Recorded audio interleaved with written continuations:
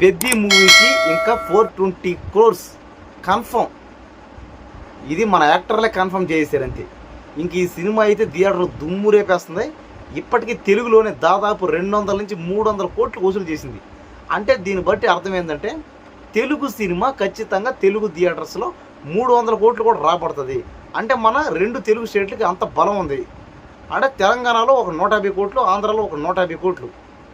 కాబట్టి ఇంక నుంచి మన తెలుగు సినిమాల్ని మనం ఖచ్చితంగా ఆడించుకోవాలి. అది ఈ సినిమాతో ప్రూవ్ అయింది. పైగా రామ్ చరణ్ గారు ఒక మంచి విషయం చెప్పారు. అదేంటో కాదు, ఖచ్చితంగా థియేటర్లో పాప్కార్న్ రేట్లు, అలాగే సమోసా రేట్లు, ఫుడ్ విషయంలో ఈ వాటర్ బాటిల్, కూల్ డ్రింక్ కానీ అన్నీ తగ్గించండి, ఈ సినిమా నుంచి స్టార్ట్ చేద్దాం అని చెప్పాడంట. చాలా మంచి విషయం.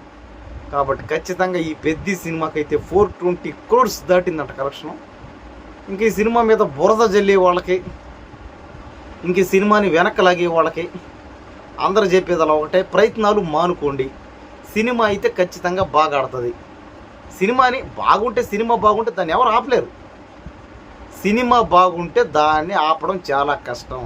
అంటే అరచేతితో సూర్యుడిని ఆపినట్టే.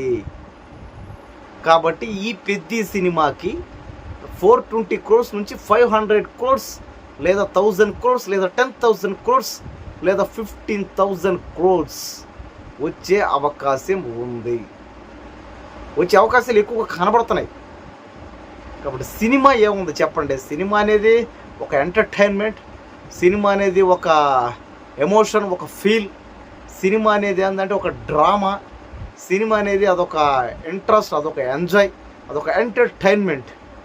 ఇంక ఈ సినిమాకి అవార్డులు, రివార్డులు అన్నీ రావాలని ఎంతోమంది అనుకుంటున్నారు పాపం. అలాగే మెగాస్టార్ చిరంజీవి గారు కూడా పదే బాధపడ్డారు. ఆయన ఖచ్చితంగా పెద్ద సినిమా ఒక మంచి అవార్డు ఇవ్వండి, ఇది కష్టం పడిన సినిమా, కష్టం చేసే సినిమా అని.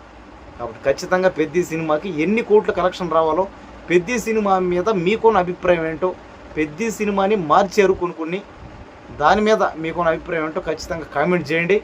మనం అన్ని విషయాలు షేర్ చేసుకుందాం.